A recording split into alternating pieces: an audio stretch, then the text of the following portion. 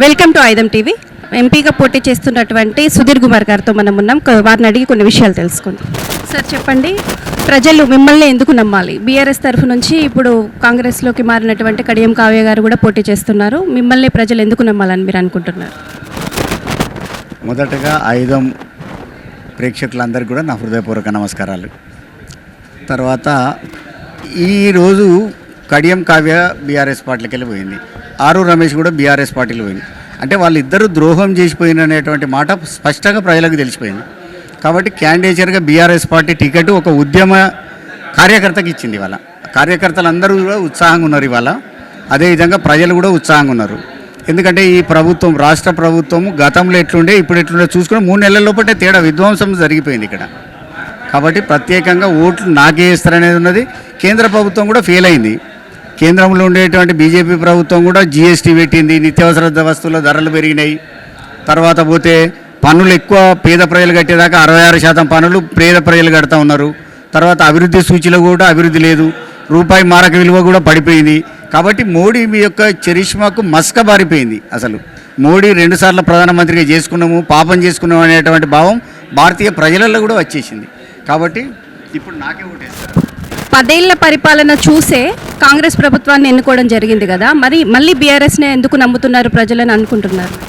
అంటే వాళ్ళు కొన్ని ప్రలోభాలకు గురి చేసిండ్రు. ఎందుకంటే వాళ్ళు ఎట్లా ఇస్తాను కదా, మేము ఇంకా కొంత ఎక్కువ ఇస్తాము అనేటువంటి మాట అర్రాస్ పాట లెక్కనే పాడిన వాళ్ళు. మీరు 10,000 రైతు బంధు ఇస్తాను కదా, మేము ఎన్నికగానే ఇప్పుడైతే 10,000, రేపైతే 15,000. అదేవిధంగా కౌలు రైతులకు 15,000, అందులో పనిచేసే కూలీలకు కూడా 12,000 ఇస్తామని చెప్పిండ్రు.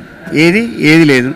మహిళలకు కూడా ఏం చెప్పిండ్రు, ప్రతి మహిళకు 2,500 రూపాయలు ప్రతి నెల జీతం పడ్డట్టు పడుతుందని చెప్పిండ్రు. అది కూడా లేదు. ఇలా 3 మహిళలు ఉంటే, అత్తుండే, కోడలు ఉండే, బిడ్డ ఉండే, 3 లెక్క చూసుకుని మనకు 7,500 తేను లెక్క చేసుకున్నారు ప్రతి నెల. ఇక 4 నెలలు గడిచిపోయింది, ఒక్కొక్కరికి 10,000 బాకీ ఉన్నాడు ఇవాళ మహిళలకు. తర్వాత ప్రజాపాలన పెట్టి దరఖాస్తులు తీసుకుని ఒక టైంపాస్ గేమ్ చేస్తా ఉన్నారు. కానీ వాళ్ళకి చిత్తశుద్ధి లేదు. పరిపాలన చేసేటప్పుడు పరిపాలన మీద చిత్తశుద్ధి ఉండాలి.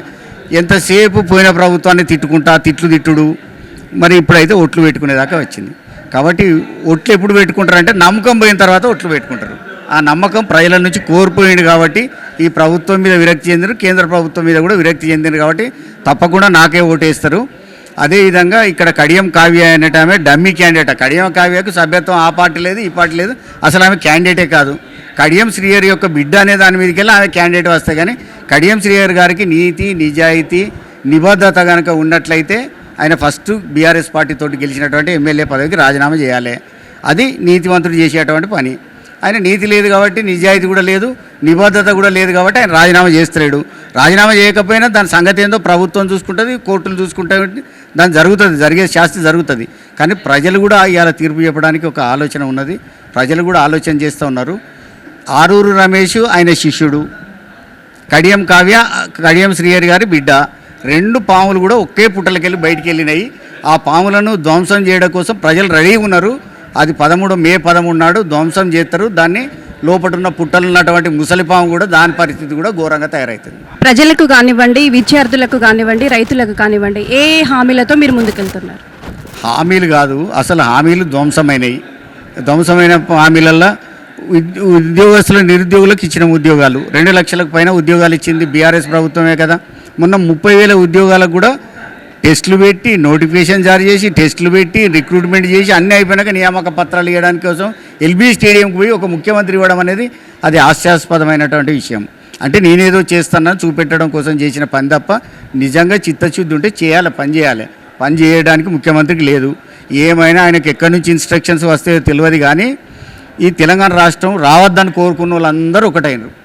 తెలంగాణ రాష్ట్రం వచ్చిన రాష్ట్రం ఇవాళ భారతదేశం లోపల అగ్రగామిగా ఉన్నటువంటి రాష్ట్రాన్ని కేసీఆర్ గారి నాయకత్వంలో జరుగుతూ ఉన్నది. కాబట్టి ఆయనను పక్కకు తప్పించాలి, ఇది మళ్ళీ విధ్వంసం చేయాలనే ఆలోచనతో ఉన్నటువంటి వాళ్ళు ఉన్నారు. కాబట్టి విధ్వంసం చర్య జరుగుతూ ఉన్నది ఇక్కడ ఈ రాష్ట్రంలో. నీళ్లు లేకుండా, నిధులు లేకుండా, ఇక్కడ కరెంటు లేకుండా, మంచినీటి సౌకర్యం లేకుండా అనేక అంశాల లోపల ఇవాళ జరుగుతూ ఉన్నాయి. కాబట్టి వాటి పట్ల ప్రజలు కోపంగా ఉన్నారు, అసలు కసితోటి ఉన్నారు. యువత మాత్రము రక్తం మరుగుతూ ఉన్నది ఇవాళ సందర్భంగా చూస్తే. కాబట్టి వరంగల్ ప్రాంతం లోపల ఓటు అడిగే హక్కు కాంగ్రెస్, బీజేపీ 2 పార్టీలకు లేదు. ఇక్కడ నాకు మాత్రమే ఉన్నది. ఎందుకంటే ఇక్కడ ప్రజల సమస్యలు నాకు తెలుసు. నేను ఇక్కడనే పుట్టినా కాబట్టి ఇక్కడ జననీ జన్మభూమి ఇచ్చా స్వర్గాదపి గరియేసి అని శ్రీరామచంద్రుడు చెప్పినట్టు నేను హన్మకొండలనే పుట్టినా కాబట్టి హన్మకొండ జూనియర్ కాలేజీలో చదువుకున్నా కాబట్టి హన్మకొండలో కాకతీయ డిగ్రీ కాలేజీలో చదువుకున్నా కాబట్టి వరంగల్ అనంతలక్ష్మి ఆయుర్వేదిక్ కాలేజీలో చదువుకున్నా కాబట్టి నాకు ఇక్కడి సమస్యలు ప్రతిదీ తెలుసు నాకు. ఇవాళ ఆనాడు నవీన్ టాకీస్ కావచ్చు, రామ టాకీస్ కావచ్చు, పాపాయపేట చెమన్ కావచ్చు, ఇవన్నీ గల్లీ తెలుసు, చార్బౌలి కావచ్చు, ఇవాళ హన్మకొండ ప్రాంతంలో ప్రతి గల్లీ నాకు తెలుసు. కాబట్టి ఇక్కడి సమస్యలు కూడా నాకు తెలిసి ఉన్నాయి. ఇక్కడి సమస్యలను రూపుమాపాల్సినటువంటి అవసరం మాకున్నది. తప్పకుండా తెలంగాణ ప్రాంతంలో అదేవిధంగా ఓరుగల్ ప్రాంతంలో ఇవాళ అటువంటి ఏదైతే ఎయిర్పోర్ట్ రావాల్సినదో, ఎయిర్పోర్ట్ రావాల్సింది కాదు, అసలు ఉన్న ఎయిర్పోర్ట్ కదా, అది ఇంటర్నేషనల్ ఎయిర్పోర్ట్ ఉండే ఇక్కడ. దాన్ని ధ్వంసం చేసిండ్రు కాంగ్రెస్ ప్రభుత్వం వచ్చిన తర్వాత. ధ్వంసం చేసి వేరే డిపార్ట్మెంట్లకు కొంత ఇచ్చిండ్రు, కొంతనే కబ్జాకు గురి అయిపోయింది. మరి ఆ ఎయిర్పోర్ట్ రావాల్సినటువంటి అవసరం ఉన్నది. ఎయిర్పోర్ట్ ఎందుకు రావాలంటే పరిశ్రమలకు కావాలి. మేము 9వ తరగతిలో పాఠంలో చదువుకునేది పరిశ్రమల స్థాపనకు కావాల్సిన పరిస్థితులు ఏమి, ముడి సరుకు దొరకాలి, చౌకగా కార్మికులు దొరకాలి, తర్వాత మంచినీటి సౌకర్యం, విద్యుత్ శక్తి సౌకర్యాలు ఉండాలి, రవాణా సౌకర్యం కూడా ఉండాలి, తర్వాత మార్కెటింగ్ ఉండాలని చెప్పేది. ఇవాళ విధ్వంసం అయిపోయినాయి కదా ఓరుగల్లులో ఉండేటువంటిది. అంటే లెదర్ ఇండస్ట్రీ ఉండేది దేశాయిపేటలో, లెదర్ ఇండస్ట్రీ కొలాప్స్ అయిపోయింది. అజంజాయి మిల్లు ఉండేది, వస్త్ర పరిశ్రమ కొలాప్స్ అయిపోయింది. 20 మంది ఉద్యోగులను ఒక్కసారి బయటికి పంపిస్తే ఇవాళ కాకతీయ మెగా టెక్స్టైల్ పార్క్ ఇవాళ బీఆర్ఎస్ ప్రభుత్వం ఏర్పాటు చేస్తే అక్కడి కంపెనీలకు వేరే విదేశీ కంపెనీలు రాకుండా వీళ్ళు అడ్డుకునేటువంటి పరిస్థితి. ఎయిర్పోర్ట్ పెట్టకపోతే కానీ 2008 లోపల యూపీఏ గవర్నమెంటు ఇక్కడ ఉన్నటువంటి ఎయిర్పోర్టును 150 కిలోమీటర్ పరిధి లోపల 30 సంవత్సరాల వరకు ఎటువంటి ఎయిర్పోర్ట్ పెట్టమని గ్రంథి మల్లికార్జున రావుతోటి అగ్రిమెంట్ చేసుకుంటుంది. అదేవిధంగా ఇవాళ ప్రభుత్వం ఉన్నటువంటి మోడీ ప్రభుత్వం కూడా మరొక 30 సంవత్సరాలు అగ్రిమెంట్ చేసుకుంటుంది. అంటే ఏంటంటే ఇక్కడ ప్రజలకు ఉపాధి దొరకద్దు, ఇక్కడ ప్రజలకు ఇండస్ట్రీలు రావద్దు, ఇక్కడ ప్రజలకు ఎటువంటిది జరగద్దు, అభివృద్ధి జరగద్దు ఈ ప్రాంతం అనేటువంటి ఆలోచనతో ఉన్నారు. కాబట్టి దానికోసం పోరాటం చేయాలి. మరి విభజన చట్టంలో యాక్ట్లో పెట్టినటువంటి కాజీపేట కోచింగ్ ఫ్యాక్టరీ రాదు, అది యాక్ట్లో ఉన్నది కదా, అమలు చేయాల్సినటువంటి బాధ్యత కేంద్ర ప్రభుత్వం మీద ఉన్నది. అది హామీ కాదు, అది యాక్ట్లో ఉన్నటువంటి విషయం.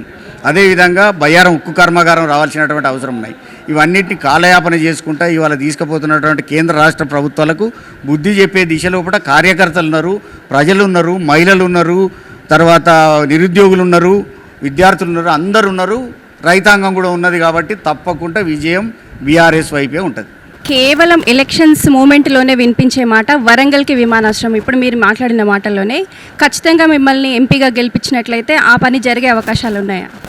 తప్పకుండా ఎగ్జిస్టింగ్ విమానాశ్రయం తీసుకురావాలి. ఎందుకంటే ఈ మోడీ గారు ఏం చేసిందంటే జార్ఖండ్ రాష్ట్రం లోపల దేవగర్ అనే ఒక జిల్లా ఉన్నది, అక్కడ ఒక ఎయిర్పోర్ట్ శాంక్షన్ చేయడమే కాకుండా 6,000 కోట్ల రూపాయలు ఇచ్చిండ్రు.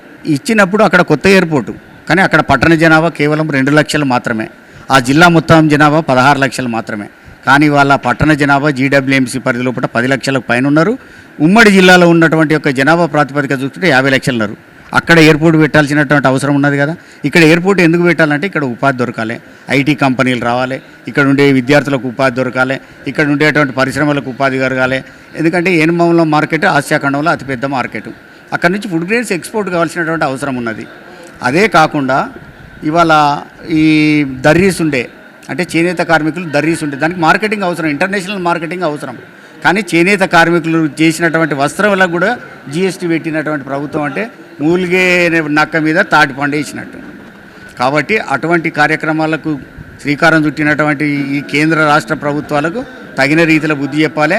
లెదర్ ఇండస్ట్రీస్ రావాల్సినటువంటి అవసరం ఉన్నది. దేశాయిపేటలో లెదర్ మార్కెట్ మండి బజార్ ఉండేది, మండి బజార్కు లెదర్ మార్కెట్ రావాలి. తర్వాత ఈ హస్తకళలకు సంబంధించినటువంటి రంగశాయిపేటలో కూడా ఉండేది, అవి కూడా రావాల్సినటువంటి అవసరం ఉండేది. వాటిని కూడా తీసుకురావాలి. ఆ పరిశ్రమలన్నీ పునర్స్థాపన జరగాలి. దీనికి పునర్వైభవం రావాల్సినటువంటి అవసరం ఎంతైనా ఉంటుంది. వరంగల్ను ధ్వంసం చేసింది కాంగ్రెస్ బీజేపీ కాబట్టి వాళ్ళకు ఓటు అడిగే హక్కు కూడా లేదు ఇక్కడ. Thank you. ఇది ఎంపీగా పోటీ చేస్తున్నటువంటి బీఆర్ఎస్ తరఫు నుంచి సుధీర్ కుమార్ గారితో మాటలు.